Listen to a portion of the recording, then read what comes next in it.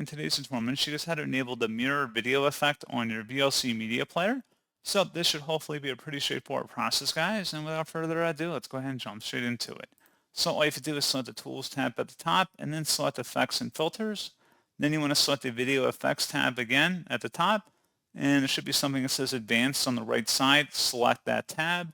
And then if you go down here, there should be something that says Mirror. Go ahead and check mark inside of there.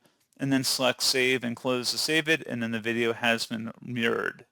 So pretty straightforward process on that, guys. And as always, thank you for watching. I do hope that was able to help you out. And I do look forward to catching you all in the next tutorial. Goodbye.